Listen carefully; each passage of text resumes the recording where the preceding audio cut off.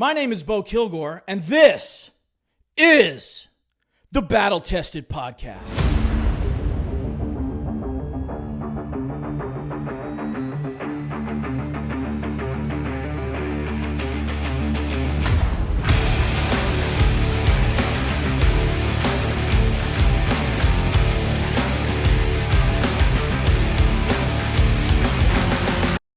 What's up, everybody, and welcome to episode 0 of the Battle Tested Podcast. I am so excited that you're tuning in, that you're here to check everything out, and I'm excited to be able to do this, the Battle Tested Podcast.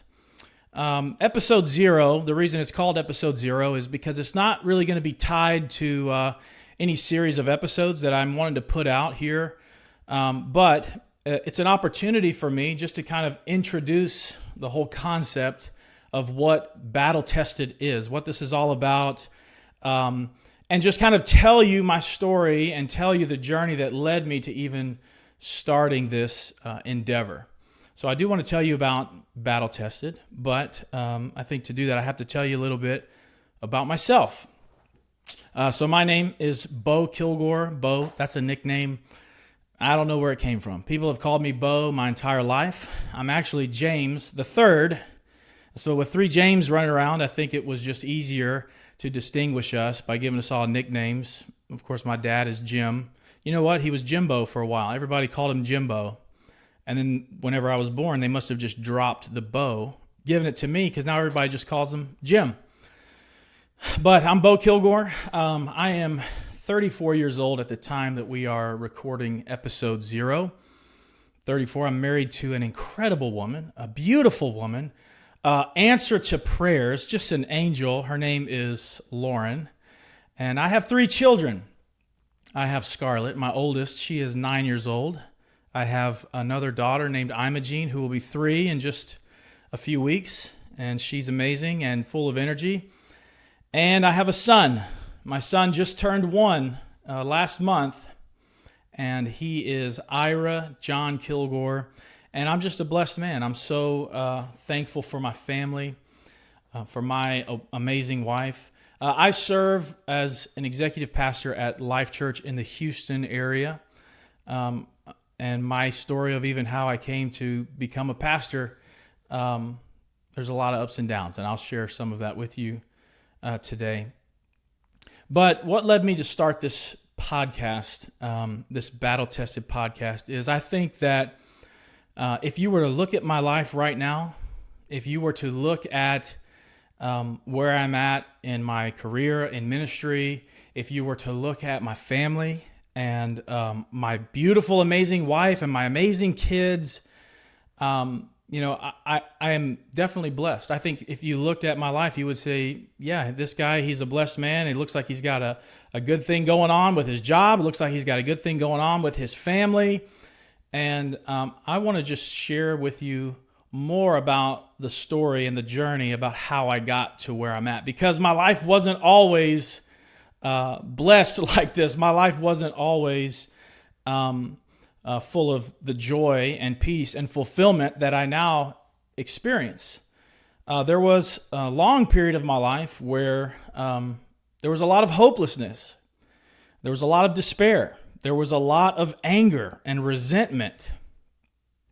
So I'll tell you a little bit about my story. I grew up in church. I grew up in a pastor's home, actually. My father is a pastor, and my grandfather was a pastor, and my great-grandfather was a pastor. So, 3 generations of ministers of, good men of high moral character, virtuous men.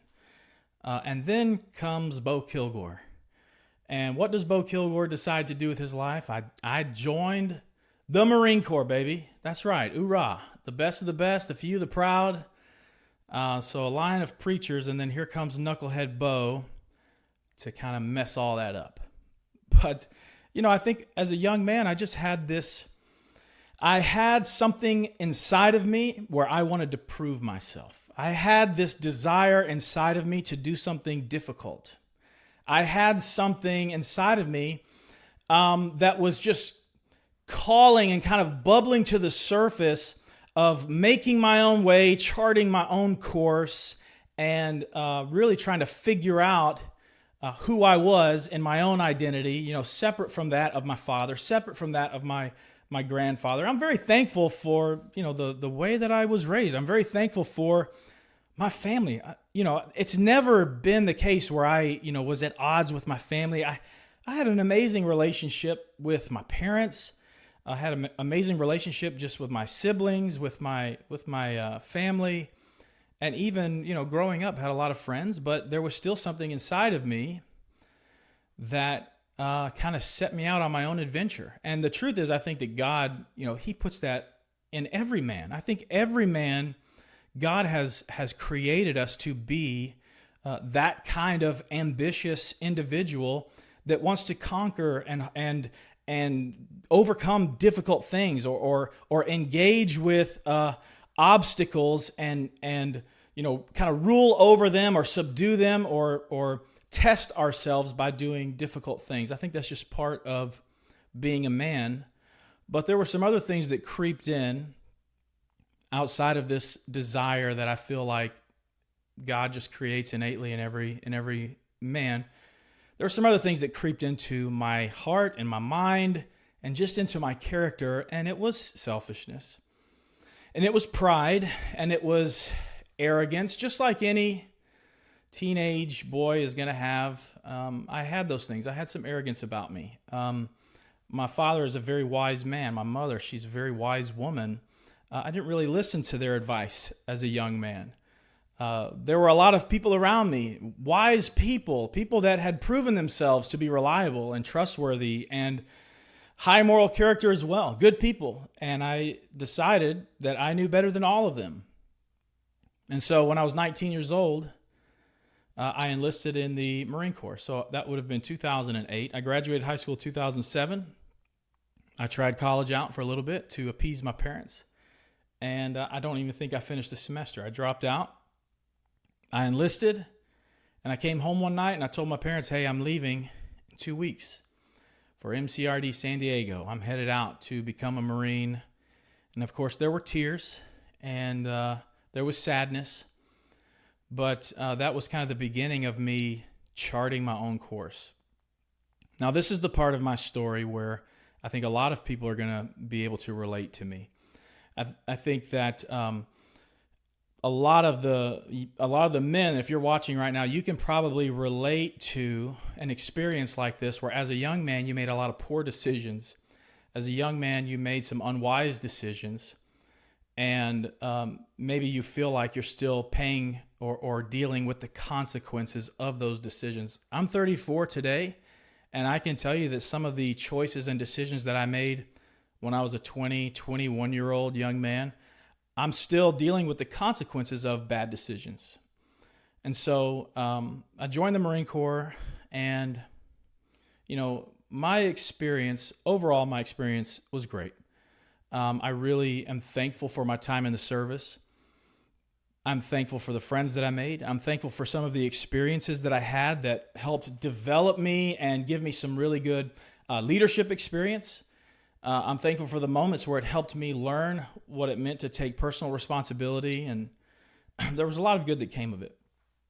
But I can tell you that I was not living a very healthy lifestyle as I was serving in the Marine Corps. I was not living a wise life. I was not living a life of high moral character.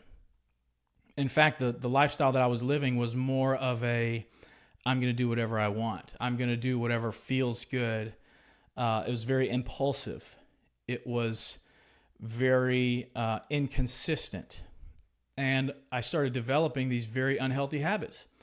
I think, early on, even before I was of age, I was drinking way too much. I was partying. I was trying to hook up with people, hook up with girls as much as I could. I was really giving myself over to, what in the Christian world we would say is the lust of the flesh. I was giving over to those things. And, that kind of lifestyle, it is fun for a season. And there are people that chase that fun and chase that high And I was one of those people, and I can tell you from experience that eventually the fun and the high and that momentary satisfaction that you find doing those things, it fades pretty quickly, actually. It's surprising how quickly it can fade and very quickly turn into things like regret and shame and just a feeling of emptiness, a void that you have created within yourself, like a pit, like a bottomless pit that no matter now how much you hook up or how much you give in or how much you drink or how much you take or how much you smoke or whatever it is, whatever the vice is, no matter how much you partake of these things trying to fill that void, it just winds up leaving you more shameful of yourself, more unfulfilled, and I think hopeless. Just kind of getting to a place where you're like, okay, what is my life really all about? I'm stuck with all of these unhealthy habits, and that's really what it turns into. At the beginning, it's something fun that you're engaging in, but on the other side of that, it turns into something that you're a slave of. It turns into something that you're just so addicted to because you've trained yourself, you've trained your mind to live a certain way that you don't really know how to break out of that cycle and try something different. And you're just caught in this cycle of shame and regret. And so that's how my journey kind of started out. Like I said, I grew up in a Christian home. I had a lot of great, godly Christian people influencing me. And I quickly turned my back on all of that. I actually quickly turned my back on faith. I became agnostic. There were certain things that happened to me along the way, in the midst of me making bad decisions and in the midst of me kind of living this lifestyle that was very harmful to me. There were things that happened to me that were out of my control. There were things that happened to me that were, it was injustice done upon me. At the end of the day, that's what it was. And I can't get into specifically what it is here at episode 0, but here in season 1 and the coming episodes, I'm going to tell you more about that. It's not something that I have shared publicly, except for maybe on a very special occasion with just a few people. But there was something that happened to me that just kind of changed the course of my life, I think. It was a very painful thing. It was a humiliating thing. It was something that changed my worldview. When this was perpetrated against me, it changed the way I looked at myself. It changed the way I looked at the world around me, at other people. It changed how much I could trust others. But the biggest way it changed me was I was so angry that this had happened to me. I was so angry about this situation that had happened to me that it manifested in anger. And it was about 2 years that I had been in the Marine Corps at this time. And during this whole situation that happened to me, I was able to go to a new unit, a new duty station. I got sent to Okinawa, Japan. So I was in Quantico, and then I got sent to Okinawa. And because of this injustice that had been done against me, because of this thing that was out of my control, that I had no say in, that if I had a choice, I wouldn't want to go through it. I wouldn't want to have anything to do with it. Because of that, when I got to Okinawa, I was so angry. My reputation quickly became, this is the guy who gets in fights, who gets drunk and goes out looking for a fight. And I think the first 2 weeks I was in Japan, I went off base, past curfew, breaking the rules, got really drunk. I got in a fight, had a beer bottle crashed across my face. I still have a scar here on my eyebrow from that fight. But during that fight, somebody wound up going to the hospital. I got arrested by an undercover Marine military police officer who was off base looking for guys like me. That's what he was doing. He was looking for young, stupid Marines that were out past curfew, drinking too much and getting in fights, and he found me. I made it pretty easy for him to find me. I think I left a trail of blood all over the sidewalk and a couple victims in my wake. But that was my reputation. 2 weeks into the unit, my gunnery sergeant first picks me up from the holding cell, go to the hospital, I get stitched up, and then I drive back to the barracks to meet the new company that I'm a part of in 3rd Marine Division, MP Company, and they're all standing what we would say in the Marines, they're in a box. They are in formation on the basketball court on a Saturday morning. And Lance Corporal Kilgore here gets to stand in front of the whole company with blood all over his shirt, blood all over his face, stitches in his eyebrow. And the rest of the weekend was chaos and misery for everyone because of me. So everybody really liked me at the beginning of my time in Okinawa. Sorry, guys, if anybody's listening here from 3rd Marine Division, MP Company, my bad. Love you guys. That didn't stop, though. I continued that behavior. I would get in fights pretty frequently. I got punished for it. You know, in the military, there is a military code of justice, or forget what it's called now, but I had to stand a little non-judicial punishment, NJP. So I was punished for that behavior. I had to get sent to a substance abuse course. You know, I got arrested so many times for drinking and fighting that finally somebody was like, this Marine needs some help. Let's send him to this intensive course to teach him about how he's abusing alcohol. But what I think nobody really knew at the time is that anger that was coming out of me and that behavior that they were witnessing is not because I was a mean person. It's not because I had a lot of hatred in my heart towards people. If anything, you know, I liked making friends. Everywhere I went when I was in the Marine Corps, I loved meeting new people, and I feel like I had a big friend group everywhere I went. But this behavior that was coming out of me was a result of some very real hurt and pain that I had gone through. It was the result of some adversity that had come my way that I didn't handle correctly. That's really what it comes down to, is this unhealthy behavior that was coming out of me and being displayed was the result of me not being able to properly encounter or properly deal with adversity and obstacles that I faced in life. So continue this lifestyle. I deployed to Afghanistan in 2011, and I was with 1st Battalion, 3rd Marines out of Hawaii.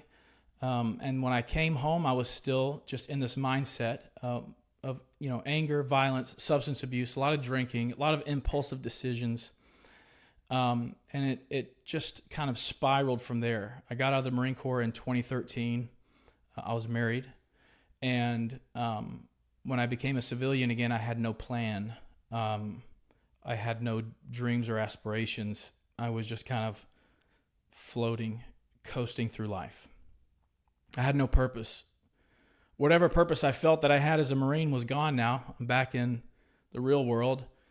And not long after leaving the Marine Corps, my oldest daughter, Scarlett, is born. And now I have the pressure of being a father and having a family, and still not living the way I should. Still not living for God.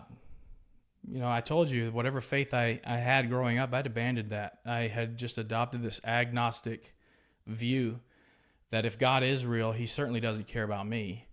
If there is a God out there that created this universe, there's no way that he's involved in the day-to-day life, because look at what happened to me, this injustice that had happened to me. If there is a God that loves me and cares for me, then why am I facing all of these difficult situations? Why are all these unfair things happening to me? And so I wasn't living the way I should.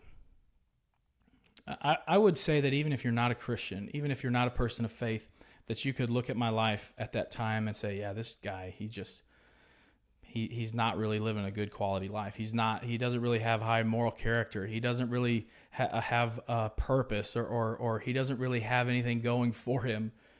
So I was kind of floating through life at that time. My first marriage was a failure. Again, things happened out of my control, but I soon found myself divorced now, single father, divorced. What did I turn to when I hit that adversity? What did I turn to when I went through that painful situation? What was my reaction to life just beating me up? I just kind of embraced that life sucks. and that I'm a failure, and that everything that I've tried to do, everything I've tried to make out of myself, or when I started this journey on my own, this adventure on my own to prove myself, look at where it's landed me. Angry, broken, now at this point, substance addicted, and not just alcohol, pills, weed, cocaine, women, pornography, just comfort, a comfortable, apathetic life, trying to fill the void that's within me. And it led me to my lowest point. It got me to my lowest point imaginable. I remember when everything kind of changed for me. Obviously, you might be listening to this story. And listen, this was in 2015, okay? This is 8 years ago.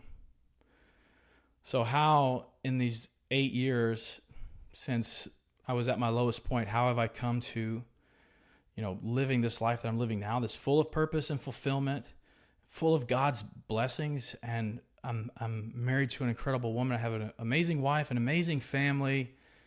How did it get to this point? Well, I'll tell you. I went out one night by myself drinking. You're in a low spot if you're going out by yourself, bar hopping.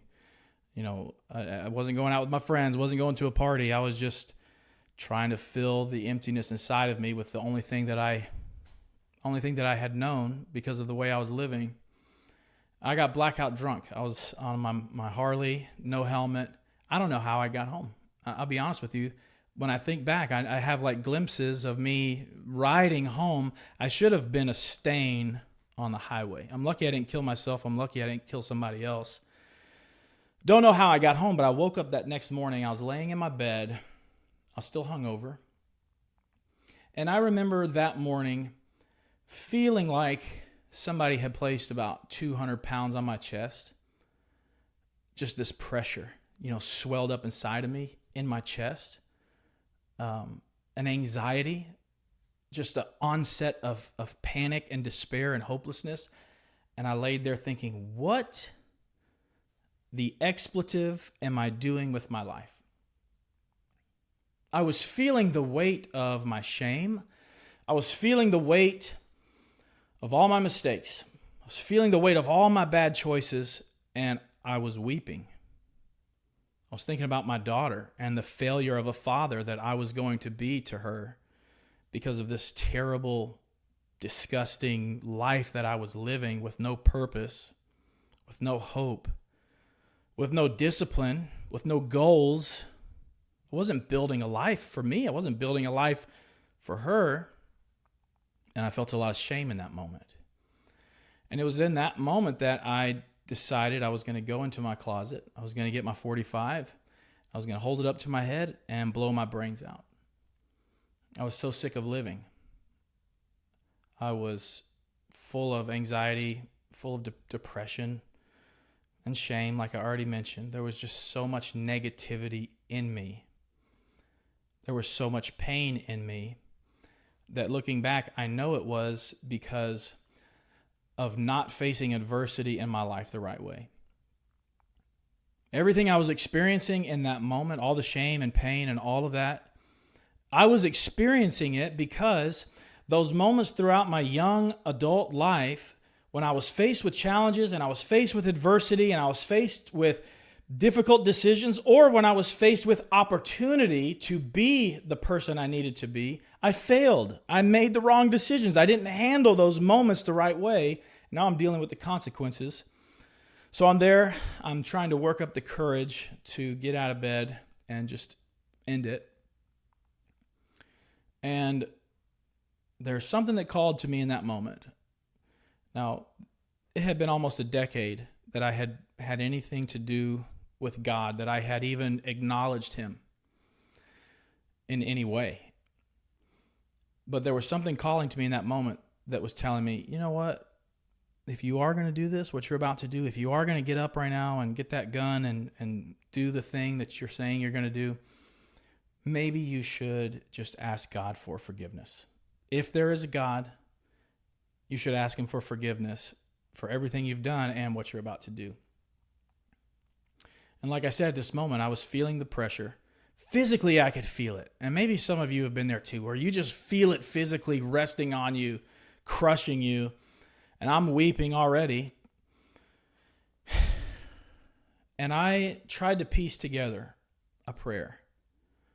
I tried to piece together this prayer of, God, please forgive me. Please forgive me for what I've done. I was trying to think of how to say it. But as soon as I even uttered those first words of, God, please forgive me, something incredible happened. And it was this moment. This is the moment that changed everything for me. This is the moment that led me to where I'm at right now. As soon as I said, God, please forgive me, something supernatural happened. Something I can't explain to you. I can't explain it to you in a way that would make sense. But I know that what happened in that moment is that I felt the very real, tangible presence of the creator of the universe, who I had thought was maybe so distant and so far away and didn't care about me. It was like as soon as I turned my attention or turned my direction towards him and just said, God, please forgive me. He flooded my bedroom. He showed up. Mind you, I was hungover. I didn't just come from church. I hadn't just finished a Bible study, I was messed up, man. I smelled like booze probably. I was in a low place, and God just showed up in my room. It was incredible. It was life-changing. It's like the pressure, the tension I was feeling before that moment lifted from me.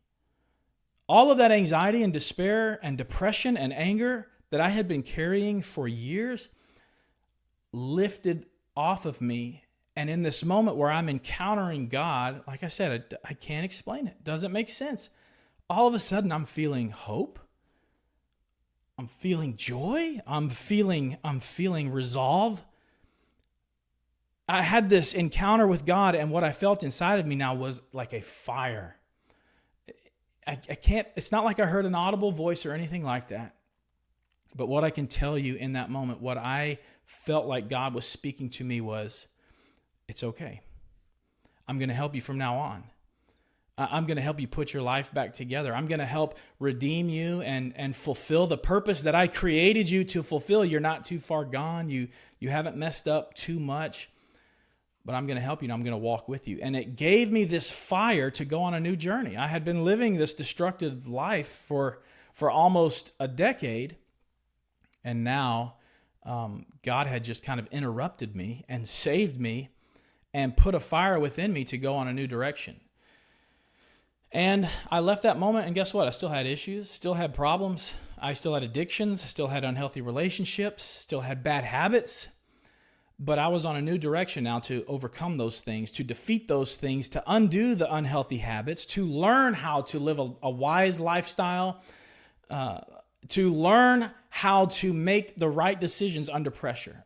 God was now setting me on this journey. When I faced adversity from now on, it was going to be a catalyst for my growth, not something that just kept me in a spiral or a cycle of destruction or of defeat or of hopelessness and helplessness. No, he was setting me on this journey of being able to be someone who could overcome adversity, overcome any obstacle, overcome any challenge, and develop into the kind of man that he created me to be. And over the next several years, he molded me, he shaped me. I got really involved in my church. I got involved with serving others and really trying to develop what I believe were the gifts and the calling that God had given me, the purpose of my life. I started pursuing those things. And I started allowing myself, when I would come under pressure or face adversity and challenges, I would start to look for, how is this going to be something that causes me to grow? Not shrink back from. If there's hard decisions to make, what's the right decision? What's the wise decision? And it led me on this journey of growth. It led me on this journey of development. It led me on this journey where I became a battle-tested person. That's what this podcast is, battle-tested. What does that mean? Someone who is battle-tested is someone who has faced true adversity.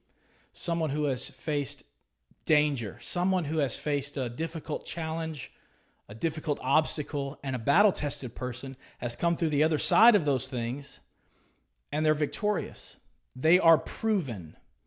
They have overcome. They didn't stay stuck in the battle. They didn't suffer a defeat of the battle.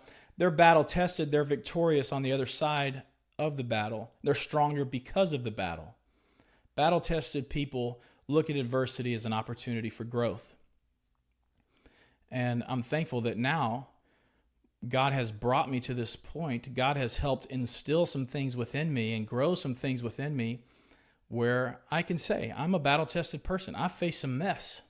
I've faced things that were done to me against my will, and I have faced the consequences of my own poor choices and decisions, and I've come through those things now. I'm on the other side. I'm battle-tested.